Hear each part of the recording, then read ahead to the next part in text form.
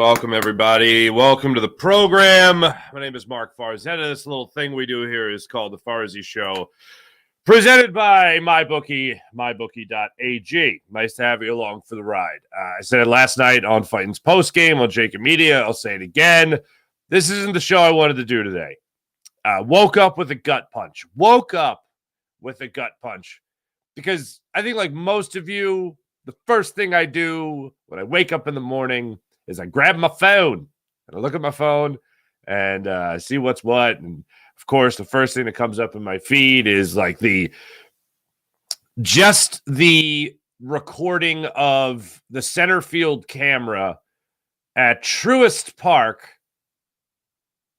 having the Braves fans react to Bryce Harper getting doubled up on the Nick Castellanos long fly ball to right center field to end the ball game last night and officially end the Phillies blowing a 4-0 lead against the Braves in Game 2 of the NLDS. And just like already, I didn't feel good. And it was one of those things where I woke up and I didn't feel good. I'm like, oh man, why do I feel? Oh, that's right, the Phillies lost. And then for that to be the first thing I saw when I looked at my phone, I went, yeah, probably that would be what it is. Damn algorithm. And I just felt it all over again because that was a terrible way to end that ball game. Shortly after I swallowed my emotions, if I even did that, shortly after, I just couldn't help but think, no hitter at a 4-run lead in the 6th inning with 2 outs. You're in the 6th inning, you have 2 outs. You had a 4-0 lead and a no-hitter going. And you took the loss. That is horrendous. That is horrible. That is ugly. That is terrible. And that's what makes you feel, if you're waking up as a Phillies fan today, probably going to bed and waking up today feeling god-awful. I was trying to go through it because there's so many different plays and so many different things that happened in this game that made you go, oh, that's why they lost. And I was trying to put that list together last night during the postgame show, actually right before we started the postgame show. And I just started thinking, all right, well, if Zach Wheeler doesn't give up that home run, if Rob Thompson takes out Zach Wheeler, if Jeff Hoffman doesn't hang that slider, if Bryce Harper doesn't get doubled up, if the Phillies don't have a bases-loaded situation in the first inning in a 30-pitch first inning against Max Fried, blister finger and all, and they're able to capitalize on more than getting just 1 run in that first inning, if they don't leave 10, 11 runners on base, and they don't go 2 for 8 with runners in scoring position, the Phillies win that game. If all that goes right, the Phillies are going to win that game. And you know what? There were two things in the game that were said after the game that made the most sense. One was by JT Realmuto, which is very simple. You can't make mistakes like that against the Atlanta Braves and expect to win a ball game. No matter how much you think you're in the Phillies, or should be in the Braves' head in the postseason, that you just can't beat the Phillies. Braves, you can't beat the Phillies. No matter how much you think that, there's going to be something waiting there, lying in the weeds, waiting to pounce, because the Braves are a good baseball team. I still think the Phillies win the series, so ultimately I'm not too down in the dumps, but I thought we had a feeling. I thought we had the ability there to come into CBP with the idea just Aaron Nola's got to go, and then you could shut it down. And unfortunately, that's just not the case. It's awful. It's just horrible, and that's what made it such a gut punch. Let's go through some of these mistakes. No, by the way, so JT Realmuto said after the game, you just can't do those things against the Braves because you're going to lose, and that's exactly right. And then the other thing I will let you hear from Nick Castellanos. Overall, I'll play this right now because I want you guys to kind of hear what's going to carry me through the next hour here. Here you go. We came here, we did exactly what we wanted. We would have taken 1 out of 2, right? Perfect case scenario, we go back 2-0, but now they have to come back to Philly, and, there's no place that I'd rather play now 2 games. What gives you the confidence, I guess, or what about this team makes you think this won't stick with you guys and later? I mean, we thrive after we get punched in the face, man. So that's all it is. Good. Stings, and we'll take it and make it motivate us moving forward. We all need a little Nick Castellanos today. We do. And I know he annoys a lot of people with what he says, what he doesn't say. You can call it a bad interview if you want. Swinging at the first pitch and all that stuff. But a great swing for what would have been his third hit of the ball game, but Harris made a phenomenal play there for the second out of the top of the ninth inning, and then Harper provided the last out of the game by getting doubled up there on first base. But I want to say to everyone, have a little Nick Castellanos in you today. Have a little bit of that confidence where the Phillies are coming back to CBP, best atmosphere in baseball, best home field advantage in baseball, and that was a common theme after the game. You heard it from Bryce Harper. You heard it from Nick Castellanos. You heard it from JT Realmuto. You heard it from Rob Thompson. Coming back to CBP. Hell of a home field advantage right there. That does make me feel a little better hearing it, but have a little Nick Castellanos in you today. Have a little bit of that attitude. If you're feeling down in the dumps, if you're having trouble getting out of bed this morning, if you're just putting me on your phone, just have a little Nick Castellanos in you. Maybe you go to work today, and you know what? Unbutton one of them buttons, one of them top buttons. That's right. Drink it in. That's right. For the people on the podcast, I just lowered the neckline on my gray shirt. I did actually wear the gray shirt today because I was depressed. Usually you guys call me out for wearing the gray shirt on like a good time. I shouldn't do that. I shouldn't wear it on a good time. You're right. But you know what? On a bad day like today, I'm going to go ahead and I'm going to wear the plunging neckline on the gray button down today, just for you, ladies and gentlemen, just for you. But yes, let's all have a little Nick Castellanos in this, okay? As far as the five things that really jumped out at me at this game, there were really a number of them. First off, you just look at the first inning. The first inning of this ball game, you get a bases loaded situation. Schwarber leads off. I thought he was going to lead off the game 1-0. He had a deep fly ball to left field. It stayed on the warning track, didn't go out of the park. So he makes the first out. Then Trey Turner gets a double. All right there, Trey Turner. He gets the double. He's brought home by Bohm off the knuckles. RBI single just over RC at third base. It's a 1-0 ball game. So now you have a runner on first. You have one out. You've already put a run home. Harper strikes out on a curveball, and it was a pretty curveball there by Fried. And then Realmuto gets a single. Castellanos gets a single on a sinker. You had a bases loaded 2-out situation, and you got Bryson Stott coming up to the plate. This would have been the perfect time for a blow the game open in the first inning and dominate. And unfortunately, that just didn't happen. Bryson Stott grounds out to first, and that was that. A 30-pitch first inning. I took it as a win. I didn't want to tweet out or put out there on social media that that was going to come back to bite him in the butt. I actually did that in game one, and then obviously they won the game, so that was fine. But you have a bases-loaded 2-out situation. They can't get any more runs home out of that. I'm still going to take it as a win, being that they got their starting pitcher 30 pitches to start things off, blister finger and all, and they also still got a run. So they got the lead out of the first inning. Then Zach Wheeler. Oh, my goodness. The first 6 outs of the ball game were strikeouts by Zach Wheeler. Fastball was pristine.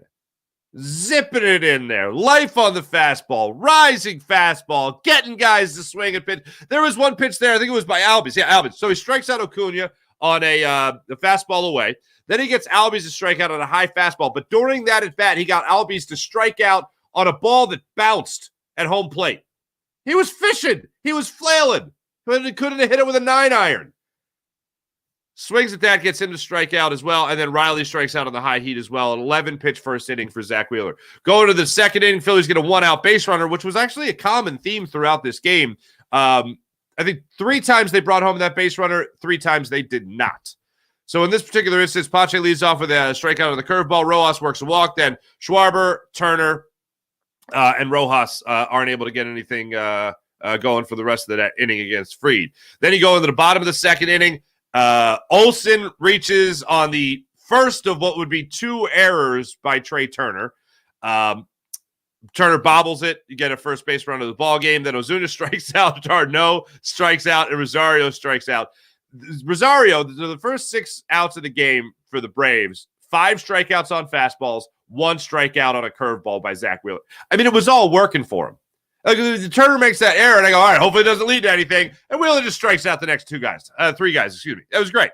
Then you go into the third inning. Phillies get the 2-run home run from JT Realmuto. You're feeling fantastic. It was another example of a 1-out base runner with Bryce Harper getting the single after Bohm grounded out to the pitcher, to Fried, and then Realmuto at the 2-run home run on a hanging 2-0 slider. 411 feet, 3-0 in the third inning. With how Zach Wheeler pitched the first 2 innings of the ball, you're thinking, that's in the bag, baby. That's in the bag. Third inning, Arcia makes the first out of the game that wasn't a strikeout. Then Harris strikes out. That was on a foul out to Realmuto. Harris goes up there, strikes out on an 8-pitch at bat, and then Acuna pops out the second on a 1-pitch at bat. It ends up being only a 15-pitch third inning there for Wheeler. Going to the fourth inning, Phillies again get a 1-out base runner.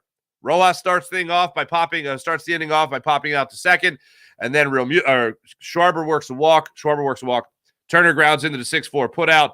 Bohm walks first and second, 2 outs. Harper grounds out to second. Fourth inning. This slurve was just straight nasty from Zach Wheeler in the fourth inning to strike out Albies. Then Riley goes up there, and there's a 3-2 slurve that just hooked back into the strike zone, and it was the thing of beauty. Riley goes up there, grounds out on 1 pitch. Olsen grounds out on 3 pitches, I think it was, and he grounds out to third, an 11-pitch inning for Wheeler. Still dealing. Going to the 5th inning, Castellanos gets on base with another 1-out base runner, a 1-out single by him. Then Stott brings him home on a sac fly after he stole second. Castellanos stole second. I couldn't believe it. Castellanos has 11 stolen bases this season. That's 11 more than I can remember. He eventually gets to third after it was a bad throw. Darno behind the plate was all sorts of taken off guard by Castellanos stealing. He threw the ball into center field. Castellanos got up, sprinted to third, took third, so now you got a runner on third with 1 out. Then you have Pache work a walk. Then you have Stott step up there with the sacrifice fly. Castellanos scores. It's a 4-0 ball game in the 5th inning, and the Phillies have not surrendered a hit yet to the Braves. Zach Wheeler had not surrendered a hit yet to the Braves. Only 1 base runner on the Trey Turner error. Then Pache works a walk, and Rojas makes it out to end the inning. After Pache stole second on a very odd slide where he missed the bag entirely and then was just able to get a hand in there. Anyway, then you go into the 5th inning. Ozuna, Darno, Rosario go down 1-2-3 in a 9-pitch inning. So Wheeler's still cruising. 9-pitch inning in that 5th inning. 6th inning, Phillies again. They get a leadoff base runner this time with Kyle Schwarber getting a broken back single. Then Turner strikes out on 3 pitches. Bohm works a walk. First and second, 1 out. Harper fouls out. Realmuto fouls out. Can't capitalize on an opportunity there. First and second, 1 out. Another runner in scoring position with 1 out, and the Phillies can't get another run home. Still 4-0 heading into the 6th inning. This is where you want to get nuts. This is where things get nuts. Arcia, Harris start off 3 pitches, 2 outs for Zach Wheeler. 3 pitches, 2 outs to start the 6th inning. Wheeler then allows a walk to Acuna. It was the first walk of the ball game. Sweeper that missed away. I like the slurve that missed away. And then Albies gets the single. I don't know what the hell happened here. All I know is Trey Turner's got to field that ball. Trey Turner has a horrible habit of reaching for far too many balls that he should be getting his body in front of. I will say this. Castellanos fielded that ball cleanly in right field and delivered a lazy throw in. I mean, lazy, weak, whatever you want to call it. It did not look like there was a lot of mustard on that throw. Bottom line is Trey Turner's got to field that baseball. Bottom line of bottom lines. I will say Castellanos didn't look like he had the strongest of throws into the infield. So Turner's over there on the other side of second base. He's going out there to field the throw. Reaches for it. I did this last night on postgame. I should have had the mitt. Ready to go again, but here you go. For the full demonstration. This is what he did. If you didn't see it, went back like that. Instead of getting the body in front of it, baby, getting the body in front of it. Cuss darn it. And he doesn't make the play. Acuna, rounding third, looks back, sees the error, starts for home, stops, starts again, and scores. Can't make that mistake. It allows the first run of the ball game to score. So now Wheeler has given up his first walk, his first base runner that's not his fault. I'll put it that way. And then you compound that problem with 2 outs. He gives up a hit. It's the first hit. And then that walk ends up scoring. So 2 base runners in the inning. One of them score. It's a 4-1 game. All right, he'll settle in. They're fine. Now, at this point, I start to think. Now, I started to think this actually in the 3rd inning when Wheeler was really working. But I go back to the Ranger Suarez early hook. I'm not comparing Ranger Suarez to Zach Wheeler. All right.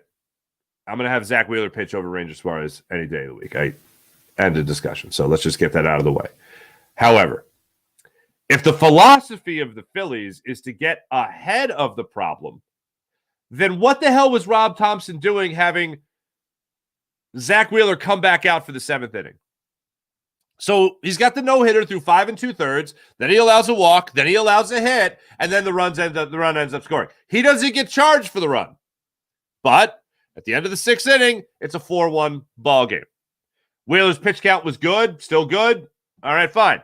But if the whole philosophy, and not to mention the fact that today is an off day, so you could use as many bullpen arms as you wanted, just like you did in the Ranger Suarez start, why not say, hey, you know what, Wheels, you did a great job out there today. We'll take the ball.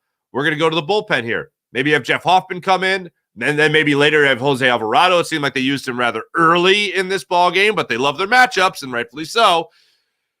So it's 4-1 game. Wheeler comes back out for the 7th. Phillies get nothing going for another 1-out base runner there in the top of the 7th inning. Bryson Stott gets the 1-out single after Castellanos lined out to center field.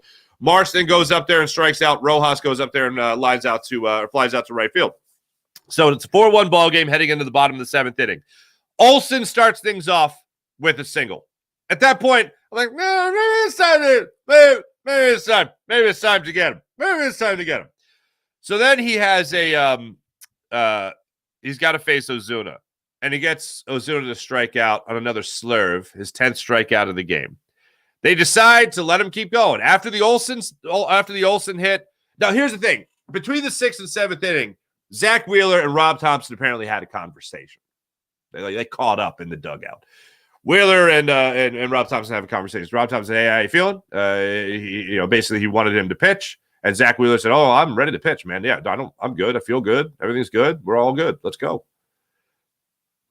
He'd given up a walk. He had given up his first hit. Gave up another hit to Olsen to lead off that 7th inning. That's, for me, when it started to feel like things were getting a little bit on the hot seat there.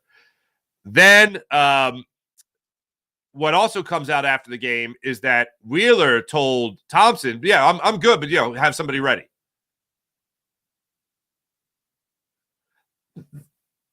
The minute I hear that from my starting pitcher, albeit the fact that he's cruising, I'm going to have somebody ready. And the first sign of, we'll put it this way, the second sign of trouble, I'm getting him the hell out of the ball game.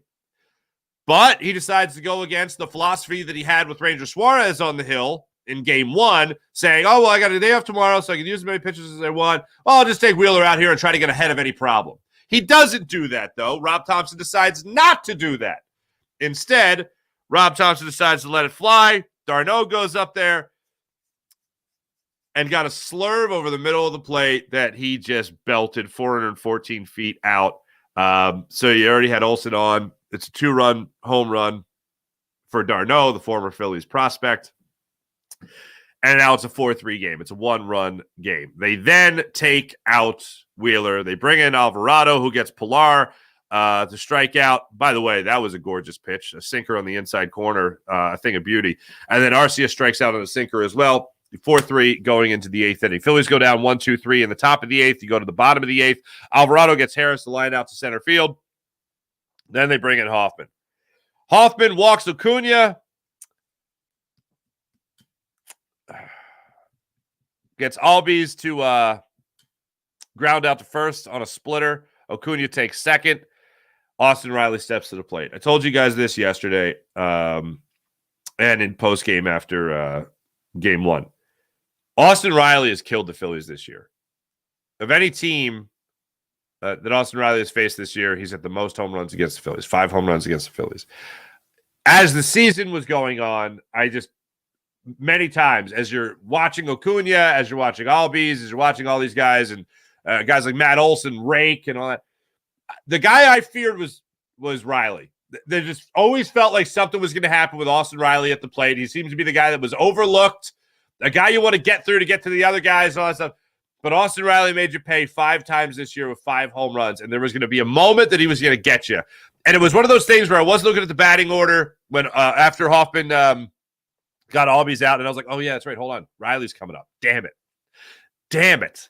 And sure enough, he throws him a 3-2 slider that hung up there just enough. Austin Riley put one hell of a one-handed swing on it, and he belted it out of the ballpark and gave the Braves the 5-4 lead.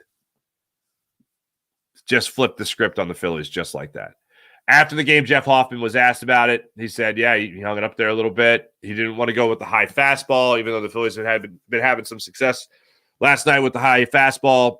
He said that Riley had a good swing on a high fastball he gave him earlier in the count, and he didn't want to give it to him. He said he had a base. And that was the other thing I was thinking. I was like, you can't give him a strike here. At worst, you put him on base. You got a base open. And he hung the slider. Simple as that.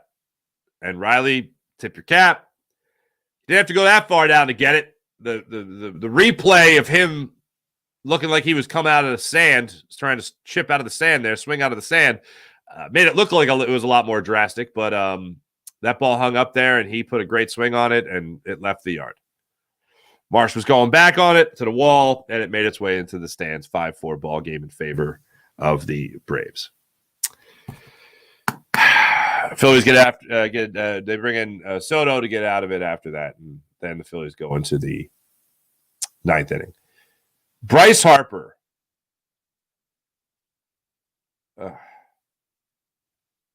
They don't bring in Iglesias yet. They leave Mittner in there. Mittner had better numbers facing Harper than Iglesias. Iglesias is just Harper loves barreling up Iglesias. That's the end of that. So Harper works a 5-pitch walk. There's life. You have the tying run on base. You have Nick Castellanos. You have JT Realmuto, Nick Castellanos, Bryson Stott coming up next. You're feeling pretty damn good about this. Realmuto makes the first out of the inning. Then Nick Castellanos puts a drive into one. Right center field. Harris is going back. I'm starting to think this is leaving the yard. I'm starting to think Nick Castellanos is playing the hero. I'm feeling fantastic about the fact that the Phillies blew a 4-0 lead with a no-hitter with 2 outs in the 6th inning. And I'm feeling like they're going to do this. They're going to win. And then I see Harris is really making good ground on it, really tracking it. He seems like he's got a shot at it. And then I'm like, it might carry him off the wall. You might score that run from first. You might tie this game up anyway. Is Harris actually going to make the catch? Harris jumps, goes up against the wall, and he makes the catch. You're not going to walk it. You're not going to go up 1 run. And you're not going to have a bottom of the 9th inning with the Phillies up 1. And then as he throws it in, I hear the announcer, and Harper's way off. He might double up. I'm like, what? What's happening? Was he over-aggressive? What's going on here? And then they cut to the infield, and there's Harper's running. I'm like, oh, he's toast. Riley backs it up, fires first, gets the out. Harper gets doubled up. We went from, oh, my God, they're going to take the lead, to, oh, they could tie it. Is Harris going to get it? Harris got it. All right, well, maybe Stott has got something left in his back for another little magic. Oh, nope, wait, he's doubled up. He's out. I understand that a lot of people are defaulting to, well, that's why we love Bryce Harper, because he's aggressive. Let me just rebut that thought. I do not ever say that about Bryce Harper. I mean, I do love the fact that he's aggressive. I don't love anyone just playing stupid. That is a dumb play. Harper made a horrible mistake. You can't blame him there. And that was some of the guys in the club. You can't blame him. Yes, I can. This is me blaming him. I'm not blaming him for the loss, but I'm blaming him for trying to score from first on that ball. Rob Thompson, you'll hear from him after the game of the play. You'll hear from Bryce Harper, his mindset. I love when Bryce Harper is rounding first base, when he hits a ball into shallow right center field, and it happens all the time, and he gets a hustle double out. That's good. That's everything is in front of you. You can see it. Often it's not in a National League Divisional Series postseason that he is trying to be over-aggressive, but I do love that idea of him being aggressive, him reading a play, him blowing through a stop sign like he did against the Marlins to make sure they still scored that run. I'm fine with that with Bryce Harper. When everything's in front of him and he can see everything. When he's got a round second and he's not judging what Harris is doing on that play, I mean, here's the thing that really pissed me off. Watching it over and over again and finding where Acuna was on that play, Harper probably would have scored on that ball anyway. If Harper just goes to second base, even takes a step off of second base and is reading the play, he's still going to score by the way that ball is going to carry him off the wall. Now, it could hit the remember they got the fencing out there and then a little bit of the padding. If it hits the fencing, he's absolutely scoring on that ball. You might even get Castellanos on third with the way that ball caroms off the wall. It was a bad read. It was a bad play by Bryce Harper. That is true. That's what happened. And I can still say I love Bryce Harper, and I do love his aggressiveness. He made a bad play. Oh, he's aggressive. No, he made a mistake. And it was one of many. And they didn't lose because of Harper. Let me just say that. They didn't lose because of Harper. But you can't tell me that that's not a mistake. I can't blame him. Yeah, I can. Why wouldn't I? That's a Little League play. You go to the bag, read the play, read the carom, and you're probably scoring anyway. And yes, love Bryce Harper, and I can't wait to see how many home runs he hits in Game 3 because he's going to be a man possessed. I don't want to be the Braves bullpen because it looks like a bullpen game there in Game 3. Nola versus the bullpen. Hey, Nola, don't lose that game. And also, I want to say, before I even get to any of the post-game stuff, we let you hear from Nick Castellanos already. I am not scared. Last night sucked. The Phillies are going to win this series. I'm very confident that the Phillies are going to win this series. I've seen comments about the Braves and how now you've really woken up the Braves and all that stuff. I was like, they won Game 2 last year. The Phillies took their soul in Games 3 and 4. Took their soul. The Phillies had every opportunity to make this a very easy, comfortable win, and they didn't do it. When I look at the five things that really jump out to me, one of them is obviously Harper. Wheeler staying in the game, giving up that home run, giving up the slurve that he hung. Rob Thompson leaving him in to do it. Rob Thompson not going to the bullpen early enough.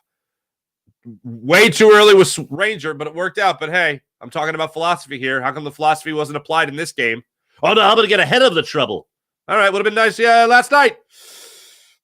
11 runners left on base, 2 for 8 runners in scoring position, not capitalizing on that first inning with the bases loaded, not capitalizing more on Max Fried, blister finger and all. Those are the things that are really going to piss me off. And yes, the Bryce Harper play, obviously, that pisses me off as well. The Trey Turner errors. The first one obviously didn't come back to bite you in the ass, but the second one did. Allowing a run to score. Seeing that, he's fallible. Oh, there's a chink in the armor there. Oh, he's human. Yeah. Today sucks. By the way, if there's any production quality issues, PJ's off today. So I'm pushing buttons. So not only am I wildly depressed, wearing a gray button down today, I am producing the show myself. All right. Anyway. I need to hear. We need to have a little bit more Casty in us today. We came here. We did exactly what we wanted. We taken 1 out of 2, right? Perfect case scenario. We go back 2-0, but now they have to come back to Philly, and there's no place that I'd rather play now 2 games. What gives you the confidence, I guess, or what about this team makes you think this won't stick with you guys and linger? I mean, we thrive after we get punched in the face, man. So that's all it is. Good, stings, and we'll take it and make it motivate us moving forward. That's all I'm going to do. That's all I'm going to do, brother. I'm going to let it motivate me going forward. That's all I'm going to do. As for Bryce Harper, by the way, all this courtesy of NBC Sports Philadelphia. Bryce Harper on the play after the game. guess you're thinking that's off the wall at the very least. Is that why you got to? Yeah, I mean, just taking a chance. Michael made a great play and then doubled me up, so tough way to end it. You were when he caught it. Did you know Did you think you had a shot to get back, or did you kind of know you were? Yeah, I mean, he made a good play. You know, I probably shouldn't have gone over second base, but you know, made a decision, and you know, I'll live with that. Shouldn't have gone over second base. I agree with you. Still love Bryce Harper. I really hope. I saw a lot of the, well, that's what makes Bryce Bryce. Yeah, but Bryce is also a smart ball player. Like it's okay to admit that a guy you love and a guy that's a huge reason as to why the Phillies are where they are and why they've been where they've been over the last 2 years. It's okay to admit the guy made a mistake. And the guy made a mistake. Here's Topper on it. Rob, should Bryce have stopped at second base on that last play? Usually you don't pass the base. You stay in front of it, make sure it's not caught. But he thought the ball was clearly over his head. Didn't think he was going to catch it. And Harris made a heck of a play. I mean, unbelievable. So he tried to get back and he slipped. And you know, but usually you stay in front of second base. Was there any thought? Usually you do that. The other thing is that Harris has been making plays in center field all season for the Braves. I mean, he's a really good center fielder. Last 2 seasons, he's been one of the best in baseball, fielding center fielders. So I am giving him every benefit of the doubt. I think Harper tried to force something that wasn't there. Obviously, it wasn't there. And that's just the way it went down. As far as coming back, Rob Thompson very happy that they are bringing the playoffs back to Philadelphia, hopefully to close this out. Well, it's a little disappointing. You know, you get up 4-0 on these guys, and you had some opportunities to break it open, and you didn't. And they come back and score. We didn't score in the last 4 innings of the game, so that's a little disappointing. But hey, you know, now we've got home field advantage now, and really that's what you're looking for after these 2 games. Look, this is why optics matter. I mean, if you tell me before the series you split in Atlanta, I'm still happy because, yes, you take home field advantage. But once you see what was right there in front of you, right there for the taking, and you blew it, that's where you have – that's where that little the optics, that's where they really matter. That's where I'm happy if they split. That's where that goes out the window because they had a 2-0 series lead in their hand. And Aaron Nola was going to slam the door to this series on Wednesday night in South Philly. Now he can only give you the 2-1 lead. That's all he can do. And these Phillies bats obviously need to come out and be ready to go and ready to party and all that fun stuff. But this is where the optics matter because they had it right there. Like no one, I don't know if anyone ever showed you a birthday present and say, this is what I'm going to get you, but then here's something crappy. Oh, I'm happy if you told me you're going to get me a gift, but then I see it's that. Womp, womp. Okay. No thanks. Not that it ever happened to me. Not that it ever happened. By the way, yeah, this shirt really does show off the Nick Cat. I don't wear the gold chain. Perhaps I should wear some sort of gold chain. I don't wear the gold chain. Anyway, that's where we're at right now with your Philadelphia Phillies. Ahead of Game 3, which is going to be taking place tomorrow night, 5:07. A little bit of an earlier start time in South Philadelphia. With Aaron Nola on the hill for the Phillies. Let's flip it over and get some conversation going here regarding your Philadelphia Eagles before I go any further.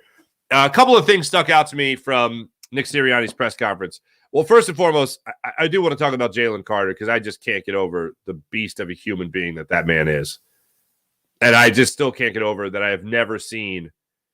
I always say it, but I was young for Jerome Brown, but man, I can't remember a time a lineman came into the NFL with Philadelphia Eagles and made everyone around him look like rookies.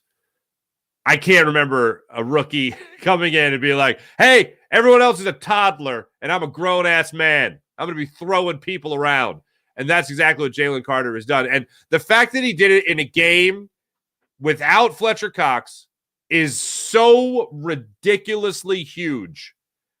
The fact that he stepped up, I said he rolled out the red carpet for opportunity. That's what happened when he didn't have Fletcher Cox out there. All right, well, young man, you step up and you show me that you could be the man. And he absolutely showed me that he could be the man. That's exactly what he did. Yesterday, Nick Sirianni talked about Jalen Carter at length, and when it came to his dominance at the line. Yeah, first of all, phenomenal player who works really hard to continue to get better. You know, and that's been a phenomenal player through the first 5 weeks, right? And so he's just got to keep doing it. And when you saw that he was a phenomenal player in college, right? And so he's had great first 5 weeks. We have high hopes for him. But this is, you know, he's got to keep proving it over and over and over and over again. You know, because if you want to be considered in the top part of this league as a football player, it's about consistency and it's about doing it, you know, year in and year out. So he's had a good start. You know, he's got to continue to put the work in. We know he has the talent. We know he's a phenomenal talent. You know, based off of what you've seen so far, what we've seen in practice, what we saw in college, and now it's just his job just to continue to grow. He's got great guys to lean on, you know, with Fletch and with BG over there, right there on that side. He's getting great work in practice against Landon, against Jason, against Sua, against Cam. And so he's just got to continue to be on the rise. I think you've seen that he's gotten a little bit better each week. So, you know, we won't put him in Canton yet, right?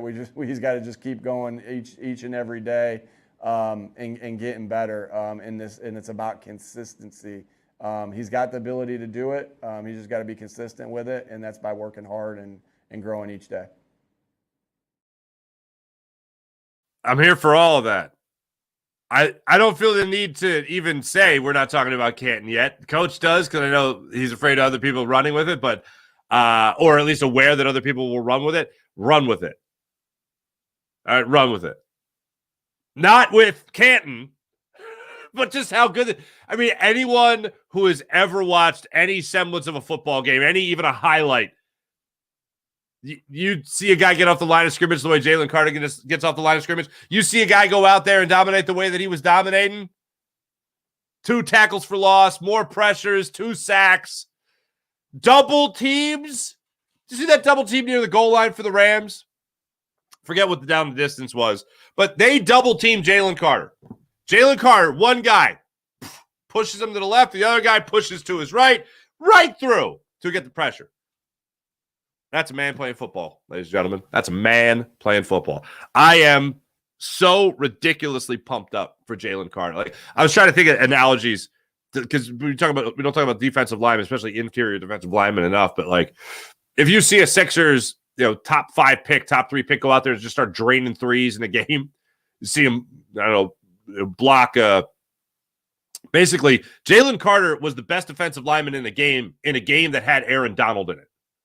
Like, think about that. Like, let that sink in. Jalen Carter was the best defensive lineman in an Eagles-Rams matchup where Aaron Donald played. Like, think about that. It's and that's not the first time. Fletcher Cox has outshone Aaron Donald in other matchups in the past. But Jalen Carter is a rookie to do that. That's saying something. But, like, I don't know. A baseball player just comes in and just starts mashing home runs from jump. Ryan Howard's rookie year, where he only played 88 games and hit 22 home runs and won Rookie of the Year, that might be the last time I was as excited about a rookie. I mean, Carson Wentz, his rookie year, that was pretty damn impressive. Unfortunately, things went to hell for the team when Lane Johnson went out with PEDs for 10 games. But I am super excited. Like Tyrese Maxey, we didn't see what he really had until the second year in the league, where he really got to show off his skills with the Ben Simmons fiasco. But, man, Jalen Carter's just right there with everybody, if not above. That's what it looks like right now in terms of Jalen Carter and what he could bring to the table for this entire season. The big test for me is what happens in Week 10, Week 11, Week 12. As the season goes on, will there be a rookie wall? Has he prepared for it? Have the Eagles prepared him for it and all that? So that's what I look forward to seeing as the season goes on. And I think he will, but it's no way to tell until he's actually there. One more thing that came out of the press conference yesterday that I found interesting. He did lavish praise when he was asked about Sean Desai and how they rotated their corners and what they did at the slot corner position and how great that was and all that's great, all that's wonderful, all that's beautiful. The one thing I do have an issue with, and I didn't realize this, I looked it up after the press conference. I had just assumed that Quez Watkins had played more snaps than Olamide Zaccheaus. I didn't think it was going to be the drastic difference that it was. But here it is. Quez Watkins played 66% of the offensive snaps. 66%. You know how many Olamide Zaccheaus played? A guy that I feel has proven himself over the last, 4 games going into this game. You know how many he played? 11%. He played 9 snaps to Quez Watkins' 52.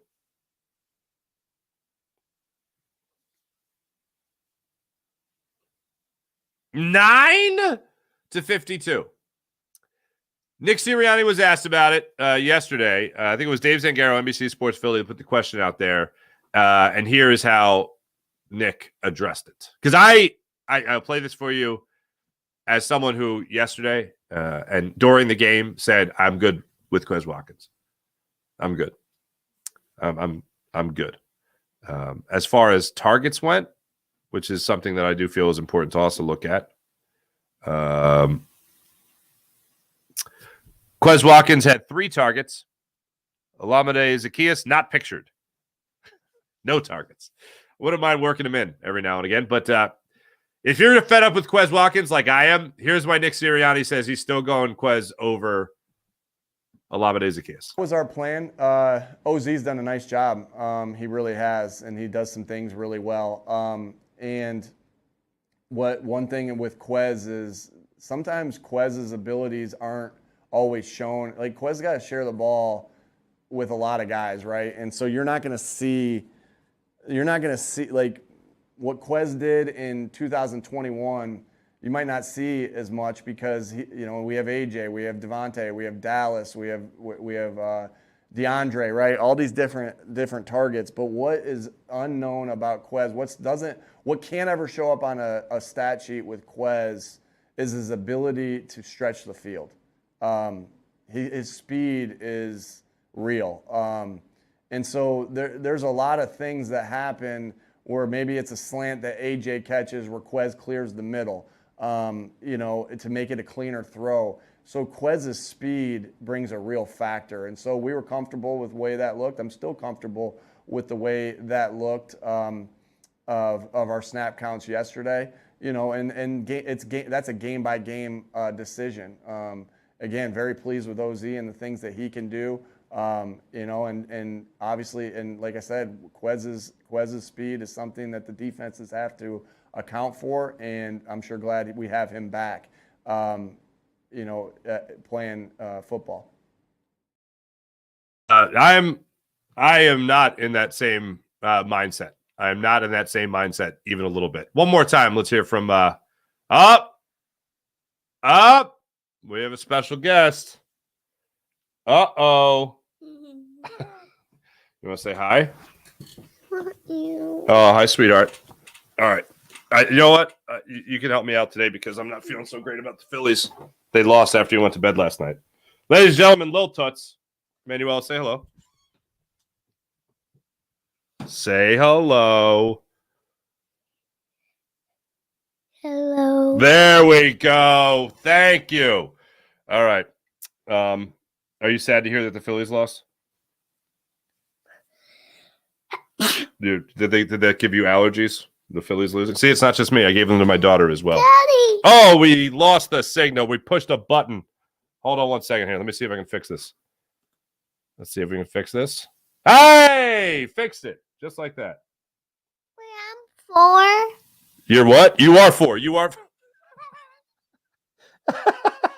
So, for the people on the podcast, I have my notes here from last night's Phillies game where I have the innings, and she looked at the 4th inning, and she said, I'm 4, and you are 4, sweetheart. You are 4. Do you want your apple juice?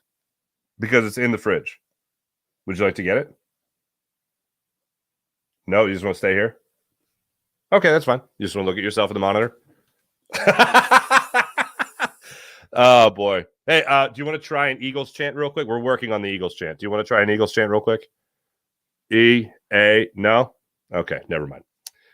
All right. What was I going to do here? Oh, yeah. I was going to go. Oh, no. I was going to do this thing over here with the thing and the other thing. Hey, Farzy Show. Before we get to the comments, everybody, Farzy Show is brought to you by the wonderful people of MyBookie.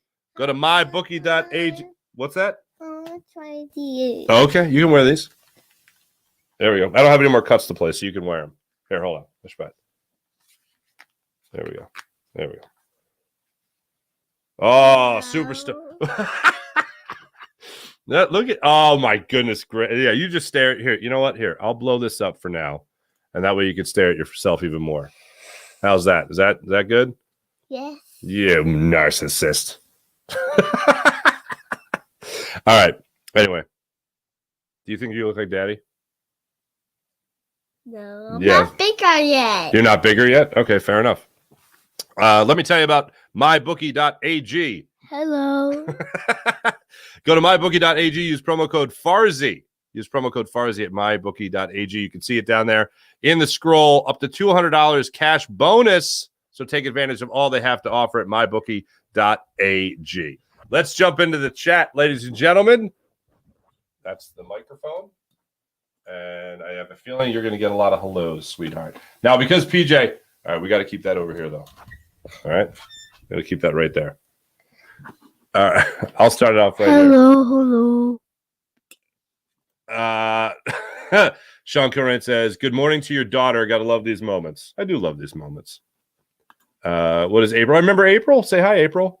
Hi, April. Wow, she looks so grown. It goes by so fast. Yeah, she's ginormous. You dribbled the ball in soccer yesterday. You did really well. You did really well. IBH, very cool little one partner. Thank you very much. She's okay. Well, careful with those, sweetheart. Do we know where mommy is? Mommy is where's mommy? Mommy is in Aruba.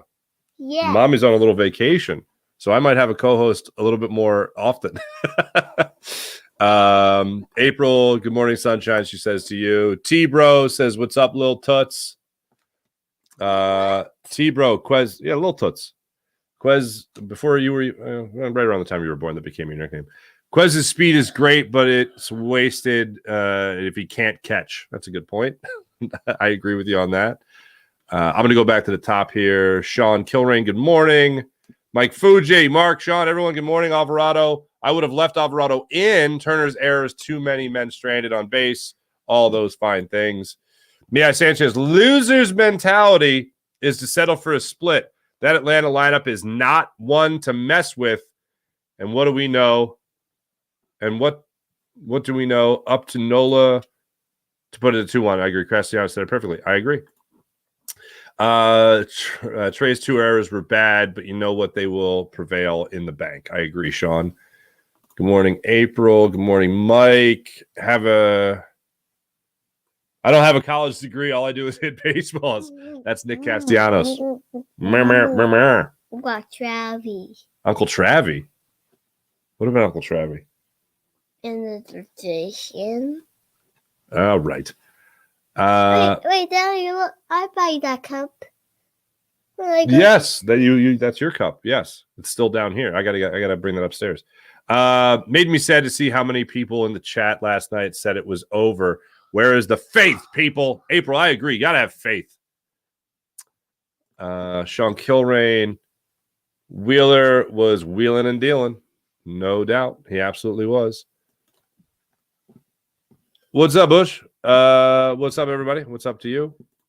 One more we have. I was shocked to see Harper get caught. He totally misread that. He did. It's okay. It's okay that he made a mistake. And I am not concerned. I am not worried. Put my finger up.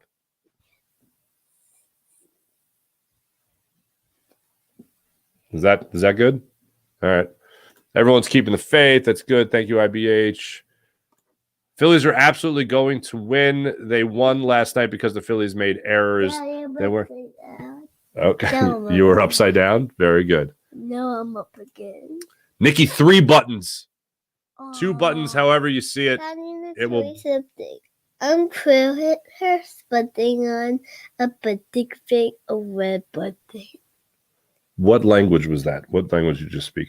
No, Chris but then Oh, Crew lost a button at school?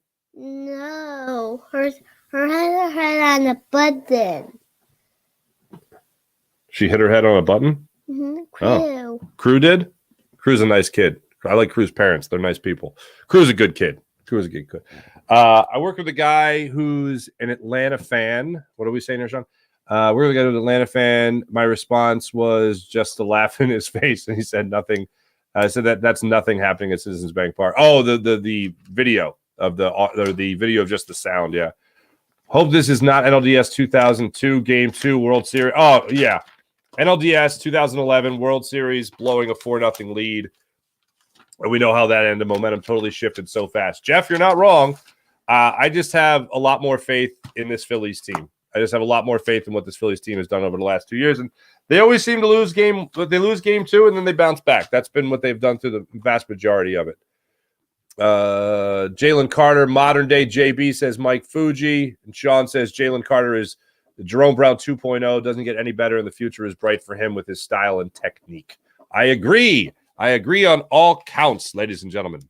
Let's go ahead and get to the morning rush. Have to change the show to Farzy and Lil Toots show. That's from IBH. Thank you. Oh, you're drawing a picture? That's nice. All right, let's get to the morning rush brought to you by Sky Motorcars, skymotorcars.com. Your defensive and offensive coordinators will be speaking today. I believe they're addressing the media today, so I look forward to hearing what they have to say, especially Sean Desai, and also how they're planning for this matchup now against the New York Jets. Should be a nice win also for the Eagles to go. What? I said Coplands. Okay. And yeah, Phillies back at it tomorrow night, 5:07 in South Philadelphia for Game 3 of the NLDS. As for the other NLDS, here's why the Phillies absolutely have to win. The Diamondbacks are now 1 win away from sweeping the Dodgers out of the postseason. I would love to see the Dodgers. I would love to see the Diamondbacks beat the Dodgers. And then, of course, the Phillies beat the Diamondbacks to get back to a World Series. That'd be fun. So the path is being laid out in front of us, people. The path is being laid out in front of us. Morning Rush brought to you by Sky Motorcars, skymotorcars.com. Ladies and gentlemen, back with you guys tomorrow for the Farzy show at 6 a.m. And then, of course, we'll be back with you guys again at night following the Phillies and Braves Game 3 of the NLDS. 5:07 start time in South Philly with the Phillies and Braves and Aaron Nola getting the start. Thanks for watching. Thanks for listening. Say bye. Bye. Can I get one Go Phils? Can you say Go Phils? Go Phil. There we go. All right. Talk to you guys tomorrow. See ya.